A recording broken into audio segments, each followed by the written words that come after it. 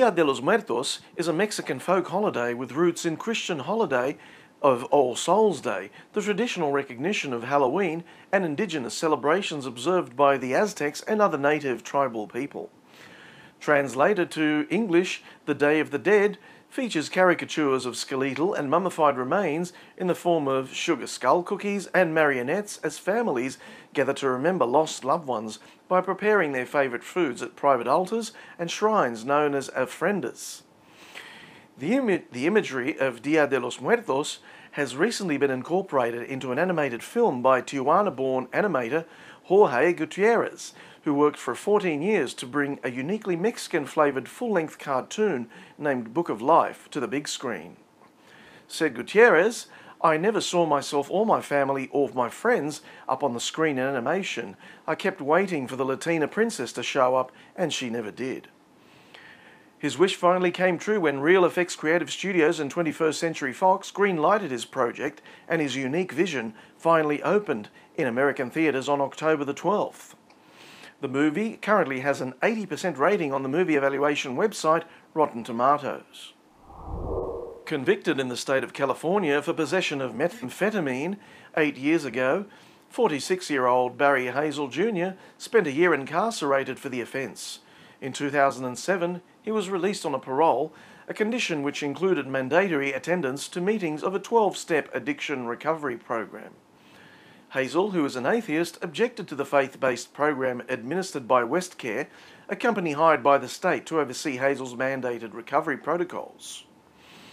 Hazel requested a transfer to a different facility which might offer a non-religious alternative, and he refused to attend the meetings which required that he acknowledge the existence of a higher power. The state considered this a parole violation and ordered Hazel back to prison, where he served an additional 100 days in conditions described by his attorney, John Heller, as dangerous and overcrowded. Hazel and Heller sued the state and Westcare for violating Hazel's constitutional rights, and the man was awarded close to $2 million by the Ninth Circuit Court.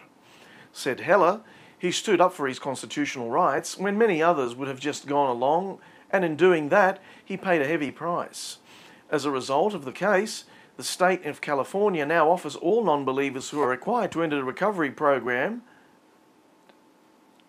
a secular alternative to AA and NA. The German automotive company Porsche recently held a charity fundraiser in the form of a unique tour of Rome at a cost of $8,000 per person.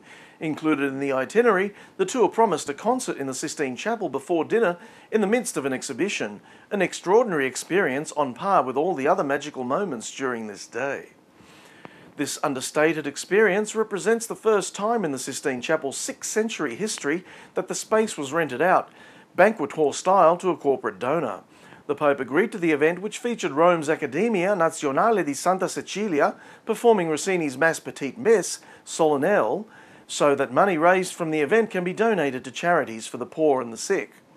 Meanwhile, the Vatican has announced that the number of visitors to the chapel will be limited to 20,000 people per day, with a capacity at any given time of 2,000 persons. This is in order that damage to the famous Michelangelo frescoes caused by dust and evaporating perspiration can be kept to a minimum.